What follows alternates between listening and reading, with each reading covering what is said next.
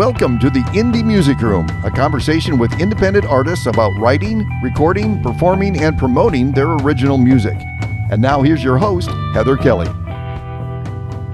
Hey everybody, you're listening to Heather Kelly with the Indie Music Room, and I'm excited to introduce you to our next guest. It's Jeremy Frey, and I think right now he's kind of out in Michigan somewhere, but I think you were born close, like in Ohio, perhaps, like out that direction. So what I want to do is I want to share this next 30 minutes with you guys, and I'm going to let him tell everybody and all of our fans how he got started in music from the beginning.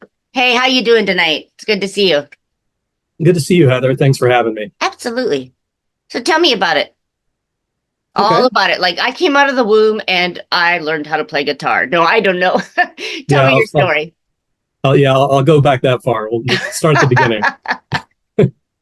I grew up in Northwest Ohio, a little town, and I've always been into music since I was a little kid. Mm-hmm. My parents both had really good tastes in music, so I always loved collecting albums, cassettes, CDs.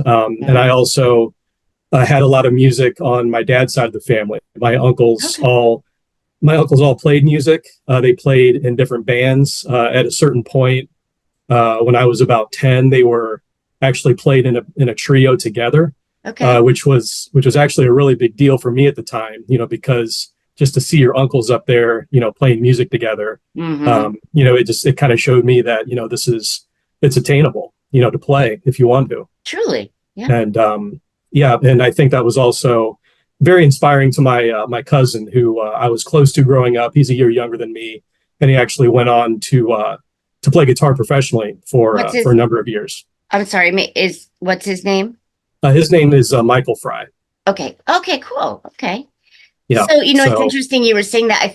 I felt the connection to you because my dad too was in a band. And I think when you're musicians, you kind of come from that crap, but I remember sitting in a parking lot watching my dad play on a stage like on 4th of July or something. So we kind of have that similar background. But so so moving on, you connected with So growing up, just always into music. And then I went to college at Bowling Green in Ohio. And I met a good friend of mine, Tony, and we were both really into music. And so we just started to get together in my college apartment and started, playing guitars. And just, we on a Friday night, we'd get a pizza and get some beer, and we would just, play guitars. And you already knew how, or that's when you learned how to? I already knew how at that point. You knew how. Okay, great. Yeah. So growing up, I picked up the drums, I would say maybe 8 or 9. Wow. And then when I got into high school, that's when I got more serious about learning guitar. So, so in college, that's, kind of when I started to write songs or collaborate on songs. Tony and I collaborated on several songs that kind of make up the foundation of this recording. Mm-hmm. And, so that was just, it was, I think, a great learning experience and just a lot of fun for both of us, to play together. Cool. So between the time of college and when I recorded the first version of this album, which was 2013, I lived a few different places. I was, I played in different bands, started to accumulate kind of my own collection of songs, collaborations with different people through the years and whatnot. And so in 2013, I basically decided, I want to record all these songs that I have. And, some of them were mine, but some of them were collaborations with friends and things like that. So it was just this kind of eclectic, mix of songs that I just wanted to record professionally. So recorded the first version in 2013. At the time, I was in a band that was recording at this guy, Jamie's home studio. And I asked if he would be interested in recording this project that I had, just this collection of songs. And he was on board. So now, Jamie, I know Jamie. I've heard of Jamie's name before. So didn't he what sets? I can't think of the name of that place. Real Sound or something. Yeah. Or is that the one you're talking about? Yes. Okay, yeah. I've heard his name before, so that's cool. And then I'm sorry to interrupt. I just was like, wait a minute. Okay, go ahead. Yeah, thanks. No, he's a well-known musician and producer in the Detroit area. Okay. So it doesn't surprise me that you've heard of him. Mm-hmm. And yeah, like I said, I was in a band at the time recording in his studio, and then he and I started working on, my own project. And I had my friends and collaborators also come in and record parts. So it was just a really fun experience, to record the album. Yeah. It was done really quickly, I would say. Kind of by choice. I didn't really want to labor over it too much. I just wanted to record it. Mm-hmm. And then so over the years, I would revisit it occasionally and think about, what can I do to, maybe improve this or that, or just, make it better. Mm-hmm. And so at the end of 2022, I reached out to Jamie and I asked, number one, does he still have all the master, the master files, all the tracks? And if so, would he be interested in just revisiting it and just kind of chipping away at it and just, make it better? And he was interested. So through the course of last year, and I have a day job, so this was basically on the weekends and some evenings. Right. But over the course of 2023, we just basically rebuilt the album from the ground up. Added some new songs, cut some things I didn't think were strong. Re-recorded all the drums, re-recorded a lot of the other parts. Had my uncles come in and play on a song. Wow. So this is really kind of the version that I always wanted it to be. I'm really happy with how this version of it came out. Sometimes patience is the answer, because I did not hear the 2013 release, but I did hear this one and I found it pleasing. Tell me about the first song today. We're going to talk about The Thoughts. Or was it, which one were we? The Thoughts, right? Yeah, The Thoughts wasn't on the 2013 version of the album. So The Thoughts was a song that I wrote the words for a long time ago, and I didn't really do anything with the words. So when I decided to revisit the album, I thought I would like to actually finish this song. I thought it would be a good addition to the album. So I, kind of picked the song up. I had a vague idea of a melody that I'd originally come up with when I wrote the words. Mm-hmm. So I finished the song, and then I had the idea, since this is a new song, we have to record the parts. It'd be really fun and cool to get my uncles to come in and basically, play all the instruments on it. So I sing on it. I play rhythm guitar, but it's my uncles on everything else. So, and I never had a recording of me with my uncles. So this is really special to get them on the song and to have them on the album. Now, refresh my memory. Is this the one that has a video? There's two of the three that have videos. This one, okay. So that's what I thought. I don't have my other monitor in front of me tonight, but what I will say is, everybody, let's take a break and go ahead and listen to The Thoughts as well as watch the video. We'll be right back with you. Wake up late, full of pain. Leave at 8, thinking of all the things going on.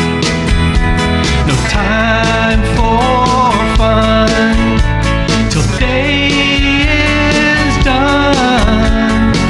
But there's someone there who won't leave you alone.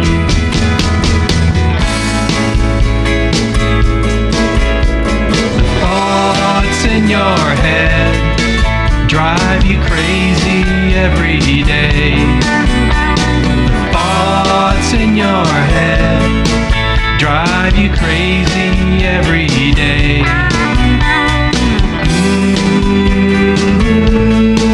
The thoughts, the thoughts.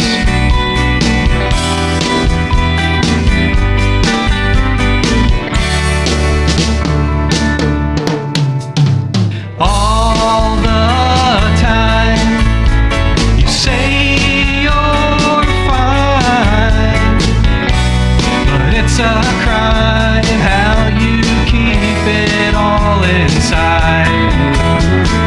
You want out, but you have doubts. You think about 98, 'cause things were so much better then. The thoughts in your head drive you crazy every day. The thoughts in your head drive you crazy every day. Ooh, the thoughts, the thoughts.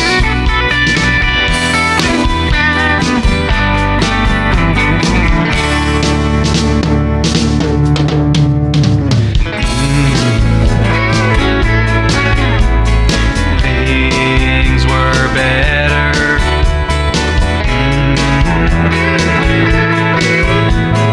Things were better.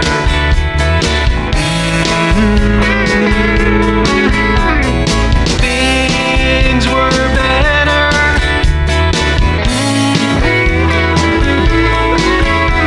But things get better.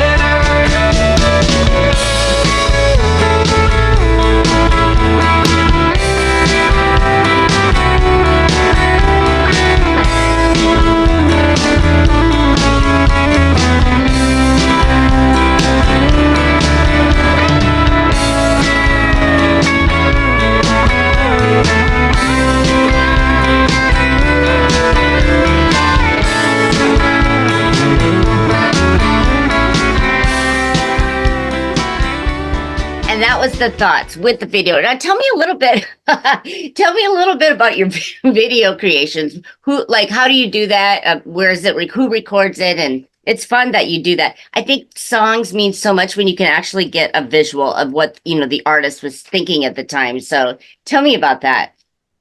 Yeah, I agree with you, and thank you.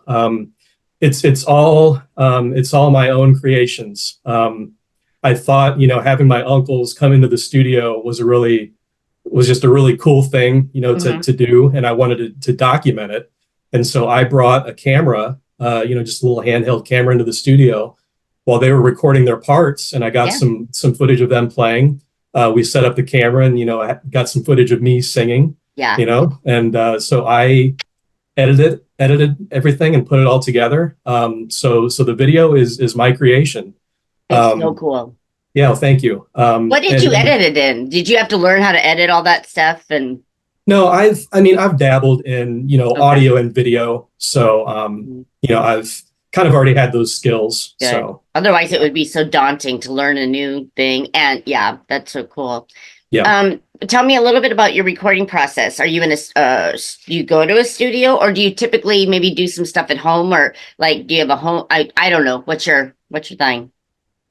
Well, I would say that I've always been much more interested in recording than writing songs, or even becoming really proficient on an instrument. I've always been really inspired by musicians that play all the instruments on the recordings. Yeah. And that was always really inspiring to me as a kid. So as a kid, I learned drums and guitar. And if if you can play guitar, you can probably play bass. So I was able to always record all my little instrumental ideas myself, just overdub, all the parts.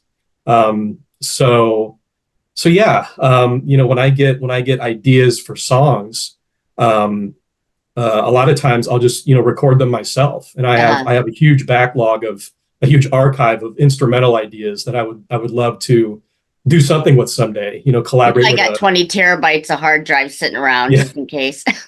Yeah, exactly. Yeah. It's interesting. Sorry, I dropped my glasses first and foremost, but it's interesting. You mentioned something about if you can play the guitar, you can kind of translate that to bass or whatever. I played violin.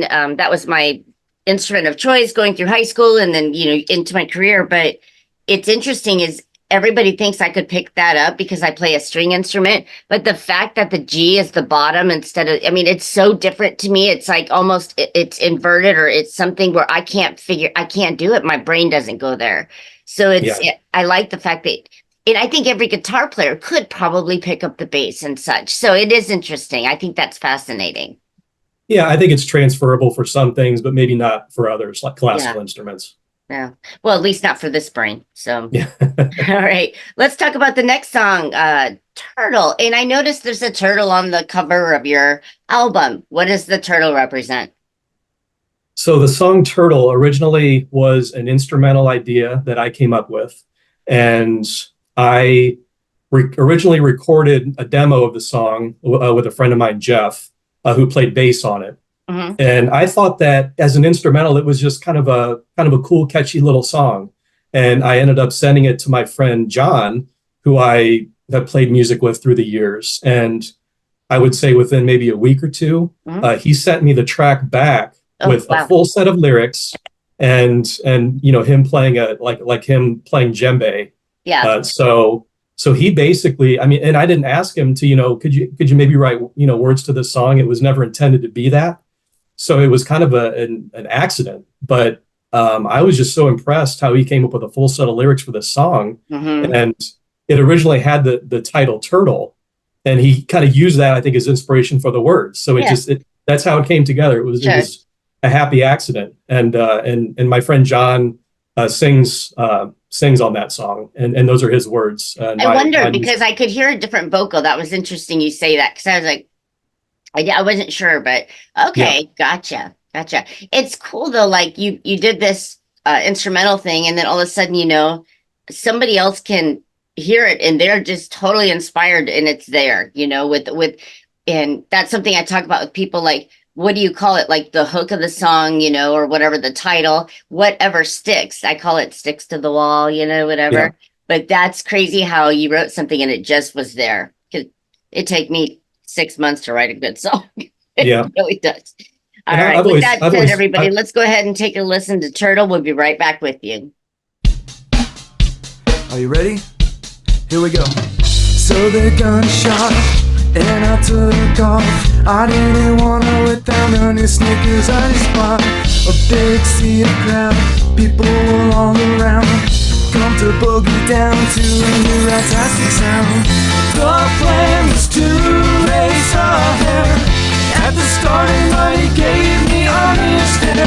He said, hey dude, whenever you get back, make sure you scrub my door with sex wax. As I walked along, strolling under the sun, I went so slow that I could talk to everyone.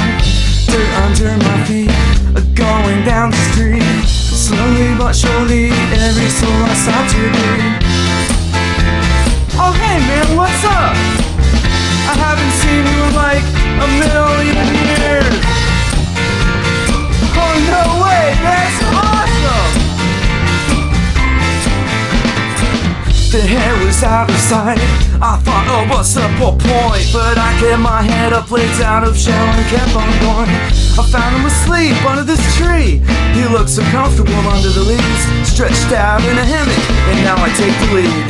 I went to my friend Jeremy and said, hey man, I gotta run. This mother flipper's been bugging me for a long time. I'm gonna win, I really wouldn't mind seeing him cry. Took my little feet as fast as they could go. I went as fast as I could, even though I'm slow. And then he woke up and he was in shock.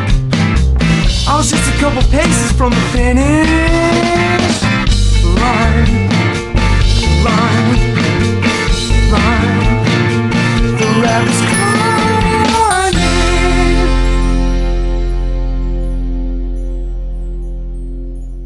And that was Turtle again. That you can tell that it's a different vocalist, but I do like that song, and it's amazing at the speed of light that he wrote that. But tell me a little bit about what your goals are. I mean, you just released this. I think it was on January 19th.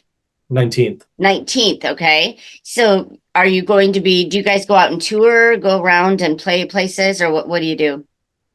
Well, this is kind of a unique album in that it's really, I play most of the instruments on the songs, and so it's not really a band situation. I understand. Yeah, and I'm not in a band currently, so I kind of look at this as kind of a one-off musical, like a recording project. Maybe someday I would get a band together, and this would be kind of the springboard for a band. I don't have any plans to do that currently. If anything, I would like to just record another album, come up with some new songs. Fantastic. I am to the point where I played several shows, and then in 2015, I just finally, my life shifted a bit. And so now, I mean, I ended up putting out 20 singles after that, but it's okay to be a recording artist. It's okay to want to be behind the scenes, And there's things you could do if you really want to put your music out there to the world, as far as, writing for other people or whatnot. But then you lose your originality. But the point is, you don't have to be a rock star on stage. And I think that's fascinating. That's wonderful you said that. I agree. Yeah, the landscape of music is totally different now. And if you just want to record, you can record. You can do that. Yeah, absolutely.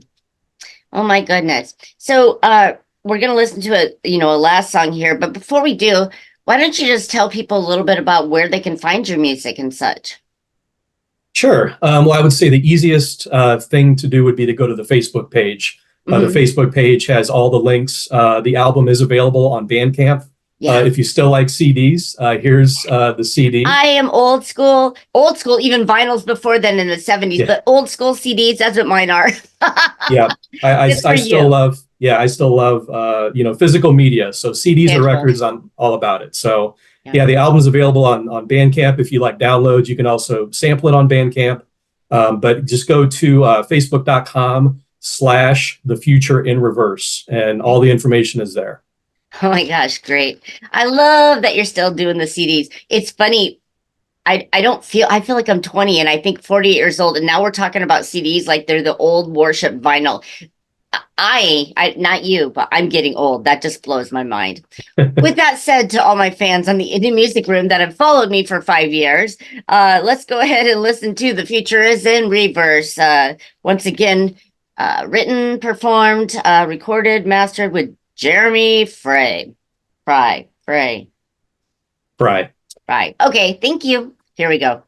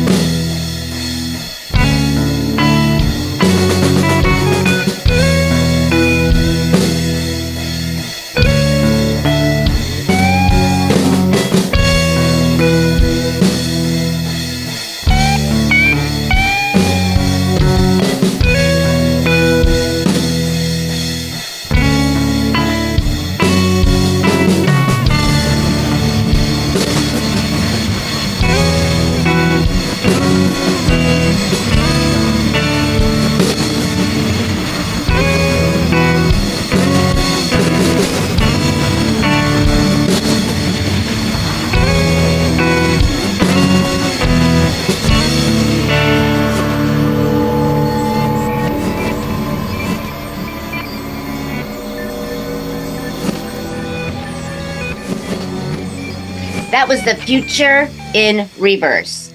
Like I was saying earlier, I don't feel that old. I feel like it's just, it kind of made me feel like I understand that song and that spectrum. It is, life is an interesting thing, and The Future in Reverse, that's something I think everybody can relate to. So with all of your music, typically, seems to be relatable to everybody, whether they make it mean what they do or not. It's good stuff. So I want to, again, thank you for your interest in the Indie Music Room. How did you hear about me? Because I know it's been a while, but I used to do once a month, and now I'm doing 2 a month, so I'm getting more people. How did you hear about me in the beginning?